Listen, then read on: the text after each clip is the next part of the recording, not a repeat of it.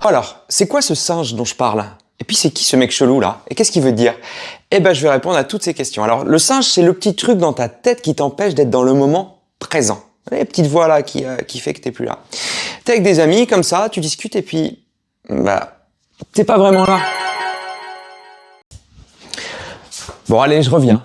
Alors t'es pas là parce qu'il y a un truc qui te vénère, parce que tu penses à autre chose, mais en gros, t'es plus avec les autres. Et en fait, j'ai compris comment mettre ce singe en cage. Et ça, je l'ai compris, alors c'est en 3 étapes, donc 4 étapes. La quatrième, c'est sans doute la plus importante. Et je l'ai découvert après coup, 1 an après, sur le tas. Je vais te partager ça, c'est vraiment un truc qui a changé ma vie. Ça part, comme d'habitude, d'un livre qui est pensé pour moi-même de Marc Aurèle. Et dans ce livre, Marc Aurèle, il dit « Quand la contrainte des circonstances te laisse comme désemparé, ne perds pas la mesure plus que nécessaire et rentre en toi-même aussitôt. » Alors, quand la contrainte des circonstances te laisse comme désemparé, ça veut dire quoi? C'est simple, ça veut dire quand il y a un truc qui te saoule, tout simplement. On aurait peut-être pu écrire comme ça d'ailleurs, Marc Aurèle. Un peu compliqué.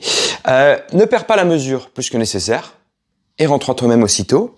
Ça veut dire quoi? Ça veut dire, oublie-le et reste concentré, reste dans l'instant présent, arrive à te débarrasser de ce truc qui te saoule, quoi. Donc en gros, quand un truc te saoule, faut que tu arrives à t'en débarrasser. Et ouais, c'est ça Marc Aurèle, c'est simple en fait.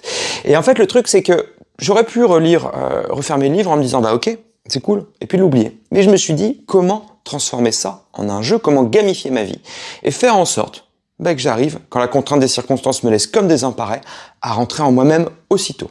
Alors la première étape, alors moi j'utilise Notion, mais tu peux utiliser un bloc-notes.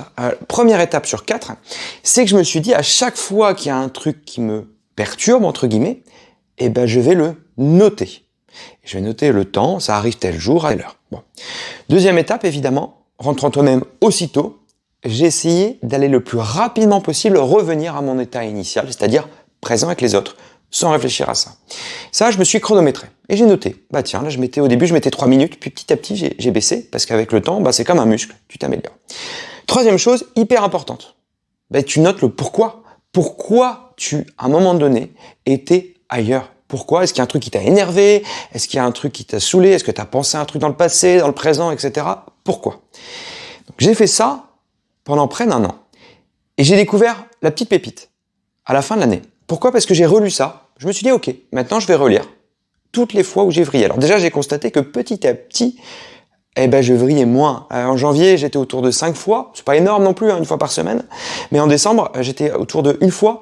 Et là, maintenant, depuis la rentrée, ça fait depuis mai, j'ai plus noté dedans. Et vraiment parce que il y a plus rien qui me perturbe. Et en fait, là où c'est intéressant, c'est bon, j'ai constaté évidemment que je rentrais plus vite en moi-même.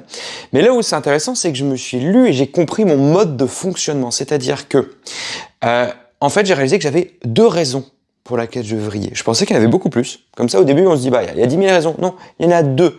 La première, c'est quand j'ai envie de faire un truc et qu'on me freine. Moi, je suis quelqu'un d'assez passionné. Quand j'ai envie de faire un truc, j'y vais.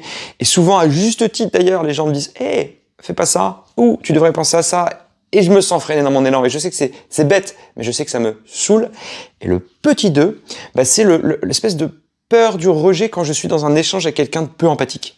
Si un jour on met face à Donald Trump, je serais une pauvre merde, parce que j'aurais tendance à avoir peur d'être rejeté par lui et du coup à valider, à vouloir avoir son approbation et parfois dire que je pense avoir tort alors que je sais que j'ai raison. Bon, ça c'est les 2 raisons. Et le fait de comprendre ça, ça fait que maintenant, quand il y a un truc, le petit singe qui arrive dans ma tête et qui me perturbe, je me dis, petit singe, telle est la situation numéro 1, va-t'en. Et en fait, le fait de comprendre comme ça à quel point on est vraiment comme un robot, en mode il y a ça qui arrive, ça aide énormément à reprendre le contrôle. Alors, n'hésitez pas à me dire ce que vous en pensez, n'hésitez pas à liker la vidéo si ça vous parle. La dernière fois, j'ai eu 1 like et j'ai mené l'enquête, je crois que c'est ma maman, je suis pas sûr, mais ça serait cool d'avoir au moins une dizaine de likes. Et puis si vous allez le faire aussi, dites-le moi. Moi, j'adore cet exercice et vraiment, ça a changé ma vie. Allez, ciao!